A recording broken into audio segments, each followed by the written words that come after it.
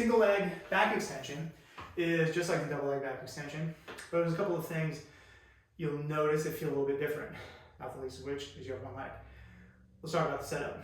So your mileage may vary depending on what kind of back extension you have, but assuming it's roughly like this, you're gonna have a place for your feet, and there's pretty flexible tolerance here between, let's say, just underneath the hips versus a little wider. You can do quite a few things. When you go to single leg, you don't really have nearly as much tolerance because you'll find yourself kind of wobbling all over the place. So the way I like to set this up is my feet are literally right next to each other. They are split, everything right down the path of this bar, and my hips are perfectly square. Once everything is good and comfortable there, I take my foot out, and then that's going to give me the best overall chance of feeling like I'm streamlined and not kind of kicking myself off to one side. As far as height of this pad goes, there's a temptation to make this too high.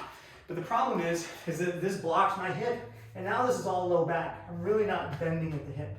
So this is confusingly called a back extension, but we're not extending the back necessarily.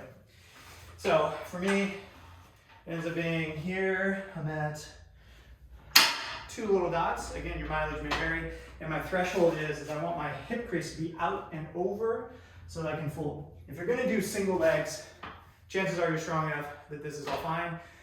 Let me know if that's not the case. But once you've gotten to this level, this is hopefully a tolerable amount of tension on your hamstrings. From there, I go down for a full range of motion. Give a little setup once again. Kick my leg out.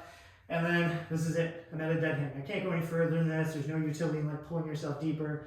I'm more or less vertical. And then from there, I kick myself back up. Now you'll notice a couple things about this is that I'm trying to avoid overarching.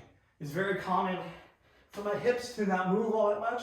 All of a sudden my head and back are like doing this little wobbly dance to get myself up, versus if I think of truly bending and hinging at the hip while the rest of my body stays more or less intact. So my favorite cue for attending to that is imagine I have this leg free and kicked out here and I'm actually kicking back. And so that's the action I'm going to use to initiate it. Thinking with my heel, driving my foot back, and boom, squeeze the butt, squeeze the hips, as opposed to lead up with my head. And I've got this arch back position, my hips are still kind of soft, okay? I want nice, tight glutes, squeezing of the abs to maximize the force on my leg.